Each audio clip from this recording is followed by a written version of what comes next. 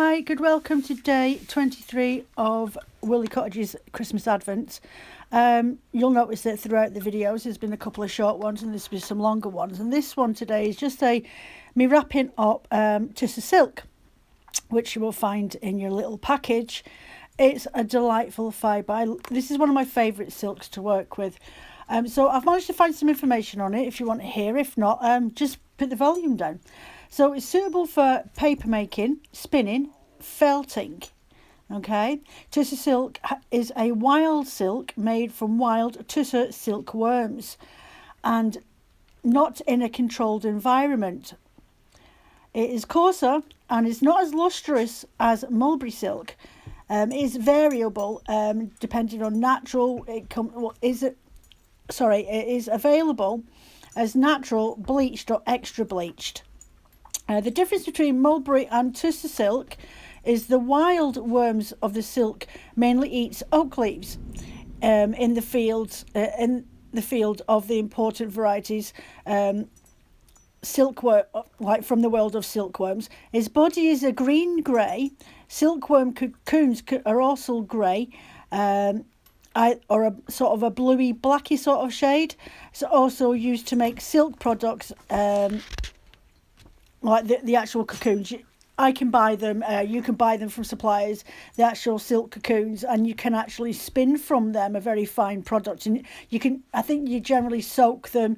A lot of people dye them and then use them as decorations, like little tiny eggs.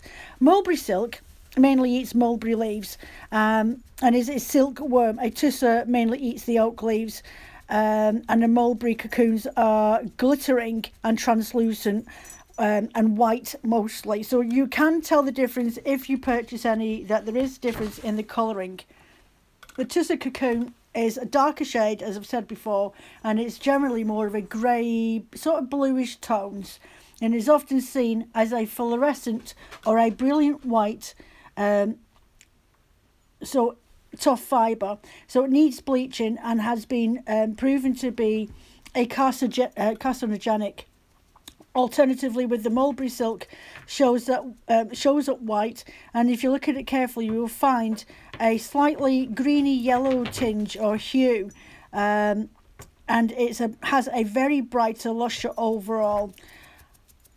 So there's not really much I could say in the diameter, only that it is really, really fine. I couldn't find any actual information on this, but the handling of it is ever so soft.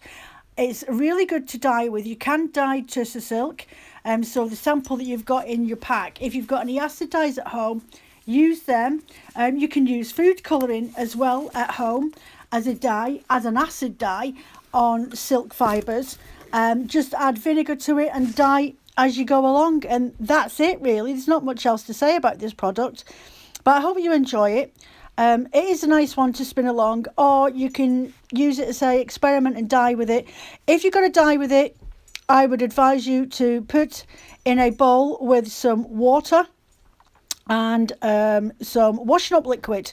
And what the washing up liquid does is helps adhere to that silk property. It will dye, but you won't get a solid through dye. It'll be more of a tie-dye sort of look about it. But if you want a more solid colour, just tie it up into a little ball, throw it in a bowl of water and washing up liquid, not a lot, but just enough to create some bubbles on the top, and leave it to soak for about 24 hours until the ball is completely sodden through, and then dye the fibres, and you should see a difference. I mean, alternatively, you could split what you've got there in half and experiment yourself.